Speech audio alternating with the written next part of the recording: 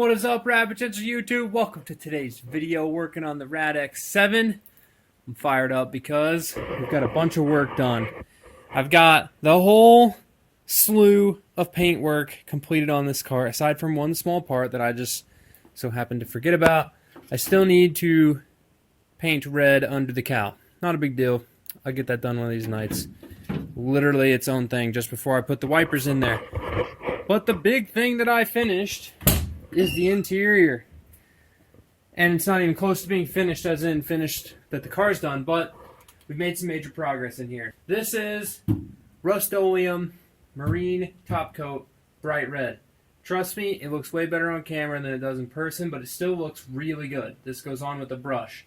The main reason of doing this is that now my interior is uniformly bright red. I know it doesn't match the outside, but if I decide to cut this to do a flat floor, change seat brackets, etc., I can always chop this up, brush paint the red back on, and then I don't have to go in here and like custom paint it just like we did the outside of the car.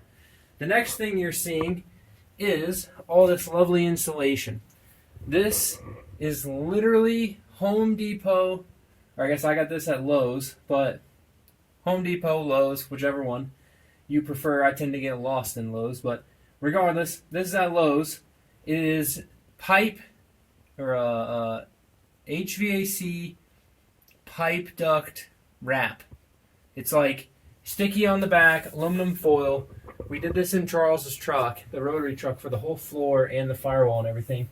And it came out really nice. It goes on really well. And the best part about it is it's cheap.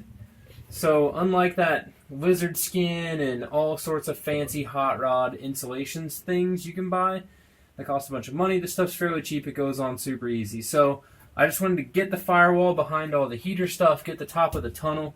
This car is going to be hot in here, okay, because we don't have any floor insulation, we don't have carpet. My old yellow race car, you could literally, if you had tennis shoes on in the passenger seat with that wicked little Streetport 12A, and even the full bridge 12A in that car, it would literally melt your shoes to the floor. Like if I didn't have the aluminum foot plate for the co-driver to brace themselves, the foot plate was bolted in, not touching the floor. But literally after one stage of rally, you could not touch the transmission tunnel. It was so hot.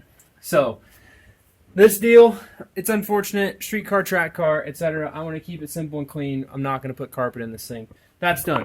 The next thing that I've got to work on is I've got all the AC, yes, AC, heat, blower motor stuff split, cleaned apart, and good to go. All of these little plastic cages here, as you can see, it's nice and clean. Each one of these little tabs, you can pop these off, take the clips off, and they'll split in half.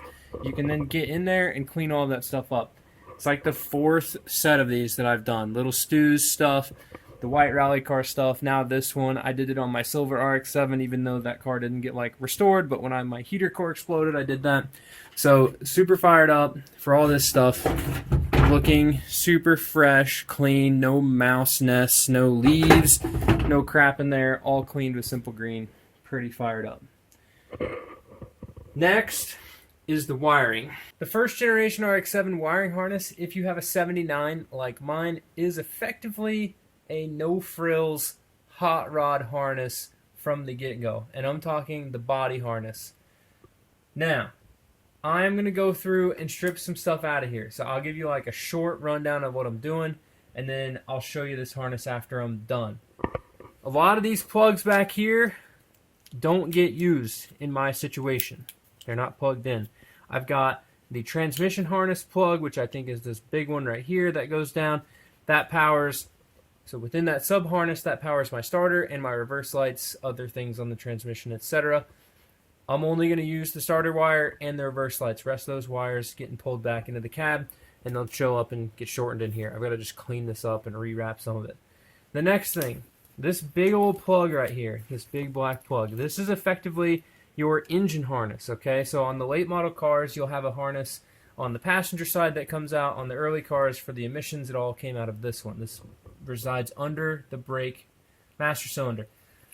I was only using, in the previous iteration of this car, the oil level sensor, the coolant temperature sensor, and in that plug is your alternator excite wire. What this does is it turns your alternator on from the ignition on a separate, passageway through the key, so that way it can shut the ignition and alternator off and doesn't keep your car running.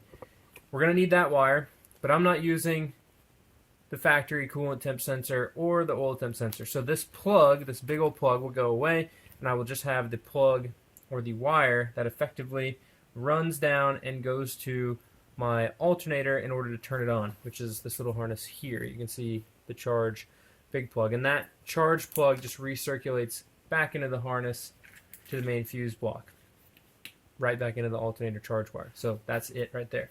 The next thing you're going to see that's different on my car from yours, this is a FC RX7 main engine fuse block. They're fairly easy to kind of repurpose. You can unplug them and pull these out, and they've got little bolts under here, and you can change them. So this one is powered on the main side.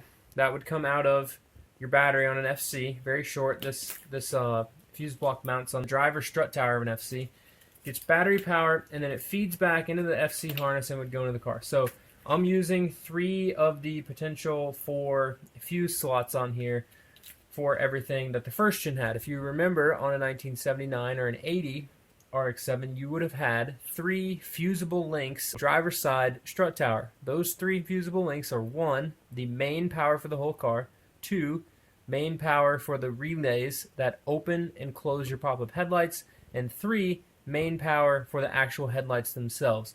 So that's what this fuse block is going to be running on my car. Main, headlights, retractors. And then I've got 1 extra one should I need it. I'm going to relocate this fuse block from the factory kind of fusible link location to the inside of the car, which is super easy. All I effectively have to do is lengthen the headlight wires, because this fuse block has main power on one side from the battery and then power out to everything else. So I just have to lengthen the headlight wires so they reach under the dash, and then shorten the main power wire because it goes under the dash. That main power wire from this fuse block powers the factory fuse block, the little one right here, which I have glass fuses. I know it's old school, but I'm not going to switch it. Even just on a 1981 or something, they went to blade fuses, but glass fuses will work. So we're going to use this fuse block in the stock harness for now, but this resides under the car, and you can see this white with red stripe wire. That is what the main power for the whole car comes from. So that comes from this fuse block out in the engine bay from your battery, and that turns the car on. Radio, lights, inside, door, the whole deal. That's what runs that. Now, there's some boxes in here. This one, I have no idea what that does. Some of these relays and flashers, the door chime buzzer, which is this, all of that stuff will stay under the dash. There's no reason to strip all of that out right now. However, eventually, we'll probably rewire the whole car, do some fancy PDM deal. So for now, we're just running it this way. As far as wiring that goes under the dash, I am not going to be stripping much, if any at all, of what is under the dash. These harnesses are super simple. So literally, I'm going to hot wire the power from the radio. I've got to keep my pop-up headlight switch. I won't use the power antenna switch, and I won't use the rear defroster, but that's basically it. There's no fancy electronics in this whole deal. The main power for the fans, the AC gets turned on from the engine bay. They're kind of a different style wiring, so that stuff will just get tucked under the dash for now, and then if, when, whatever I need it, I'll hook it back up. So for now, I'm going to sit down and strip this entire harness down to the wires from the firewall out, and then strip part of what is under the firewall so that I can pull the wires through the firewall and simplify the engine side of the harness. So I know that that's a lot of me rambling about this harness stuff, but this is a fairly important deal, trying to get all this stuff dialed in. And at least, we're not trying to shave the engine bay, but we need this serviceable.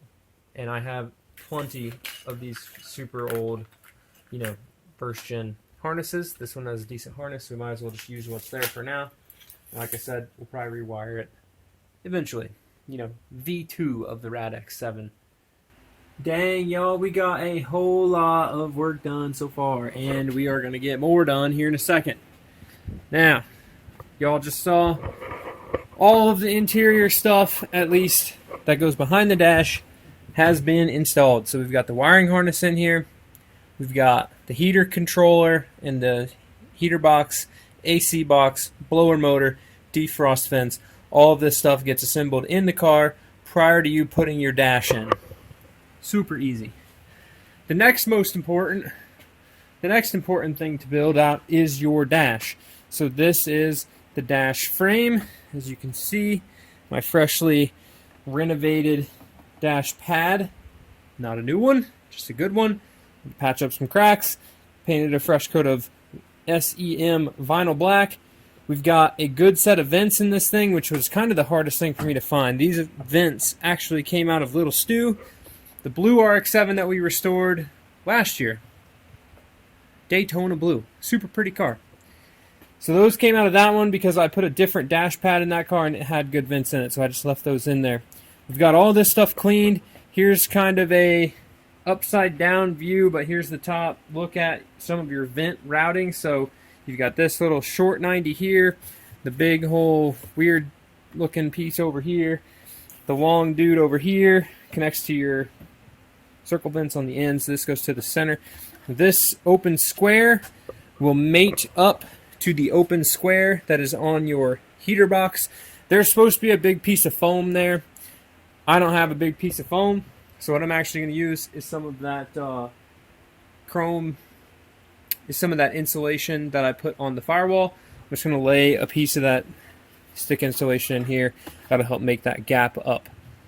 The foam just deteriorates over time. It's terrible. So the dash will go in next. You'll notice I don't have my pedals in. I don't have my steering column in. The pedals and the steering column have to go in after you get the dash, because the dash frame, that rusty piece that's going in, is the actual part that helps to support the steering column. These early first-gen dashes are just a little bit more involved than if you have a Series 3 dash, which has the center console and everything built in. The Series 3 dashes, you literally build the entirety of the dash. Like, you can put the radio in it, you can put a whole bunch of stuff in there, and then that whole unit goes in as one piece. Whereas these, it's a little bit easier, and you kind of got to put the belly under trim on after the fact. So get fired up, let's get this dash in. I'm pretty confident to say, after the past few days of wiring on the first generation RX7, that honestly, these harnesses are fairly simple. Whenever you've got like your book, this is an old Haynes repair manual, shows you where everything's at in there, shows you what color wires go to what when you look at a wiring diagram. This is kind of like reading hieroglyphics. You've got to, learn a little bit about what things mean, but my engineering electronics class, really taught me a lot about wiring. I've got a whole lot of work done on the car since the last time you guys saw it, which was just a few seconds ago. It has been countless hours, but I've got the dash in the car. We've got all the wiring for the chassis, aside from what goes to the taillights, is in the car. I've added my wiring for the auxiliary systems and then also moving a few things around, which is kind of what you see here. So the fuse block that I had on the strut tower before now resides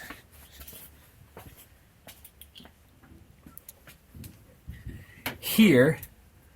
So this is that FC fuse block. I'm using all 4 fuses in it now, not just the original 3 that were in it before. So coming down from the top, or I guess it doesn't really matter in what order, but effectively I've got main power for the car. So coming from the starter, which was where the main battery cable will run to, feeds this fuse block.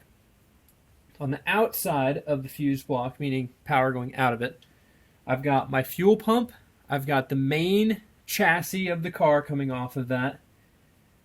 Then I've got the headlight motors and the headlights. Both of those 2 headlight functions power back into the stock harness, which then goes up to the front to power the headlights and the retractors.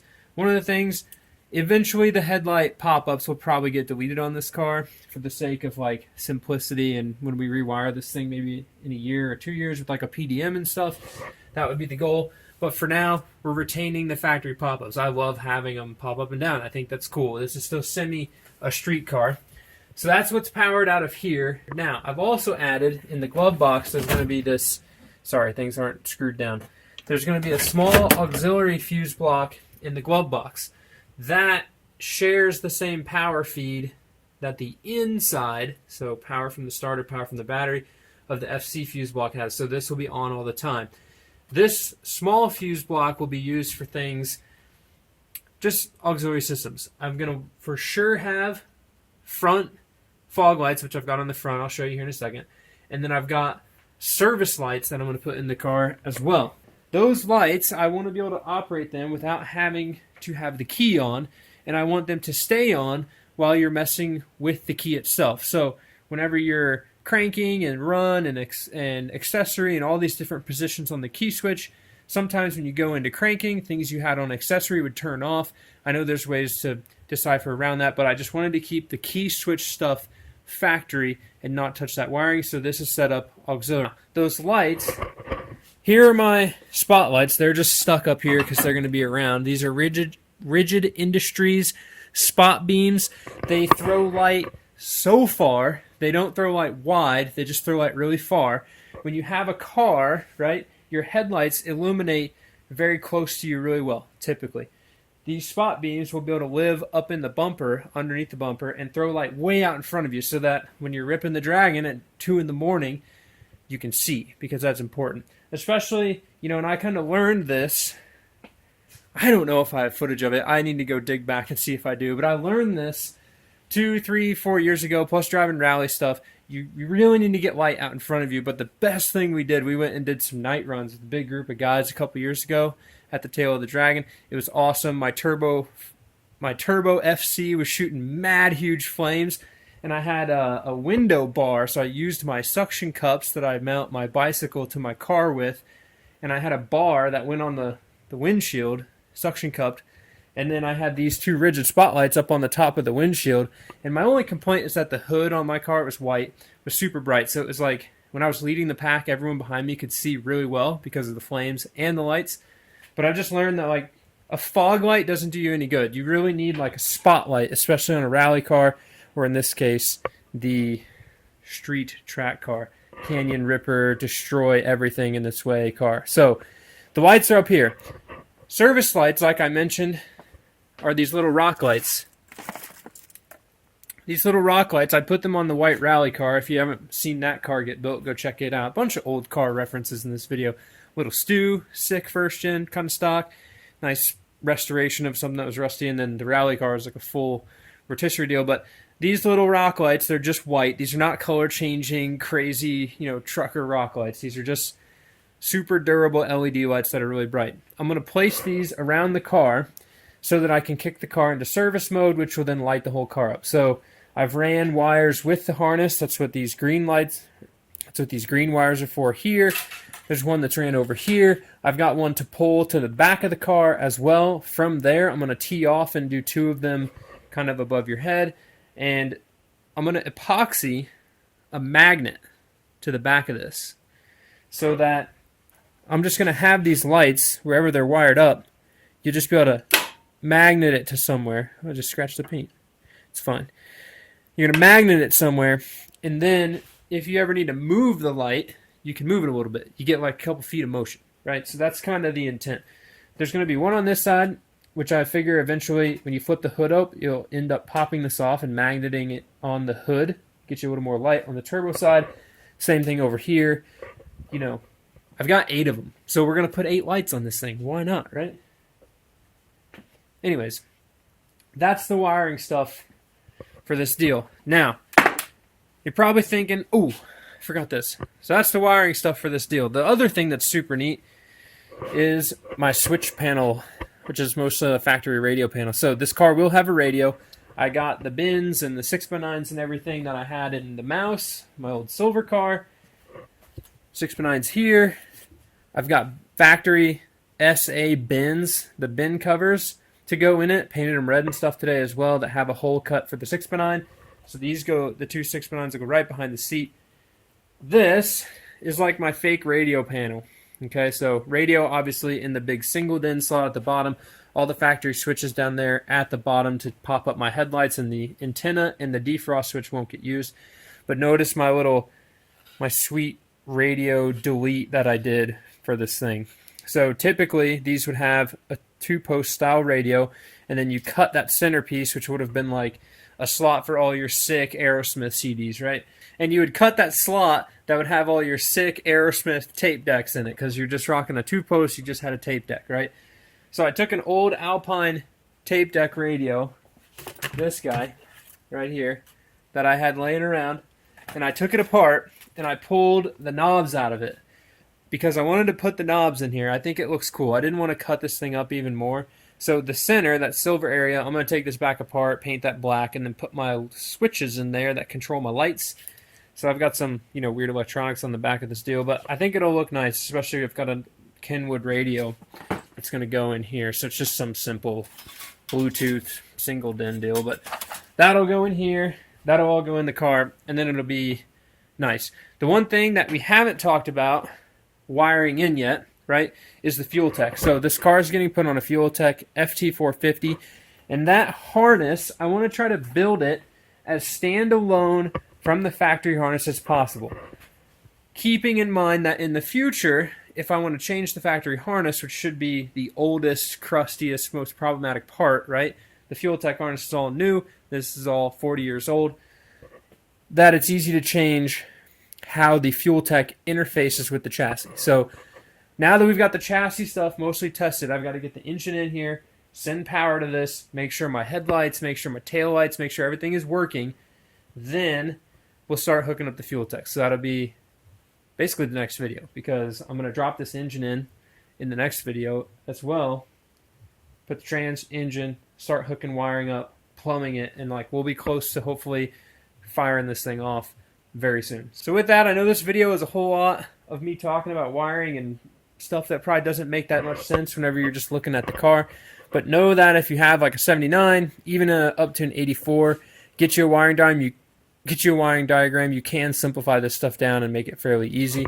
And let me tell you, don't be intimidated by wiring. I've always been of the function that wiring's the worst and everyone hates it and it's just terrible until you go do it and learn how to figure it out. It's just a lot of sitting down with a book, tracing lines, looking at colors. It's really simple when you unpack it. However, as a whole, just like building a whole car is pretty intimidating to people, but if you think about it, if you know how to take one nut and bolt loose, if you know how that operates, you just have to do that 1,000 times. It's really not that bad.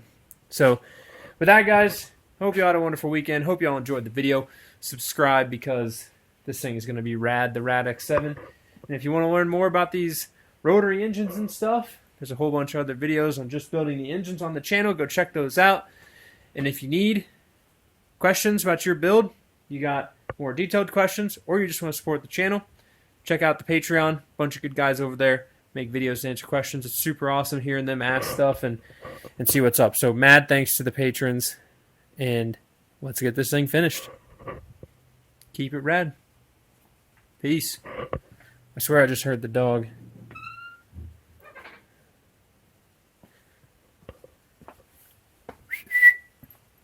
Oh, she's over there. Letty, are you tired of doing wiring? No, me either. Still got a lot more to go. You didn't want to sit in your bucket seat tonight?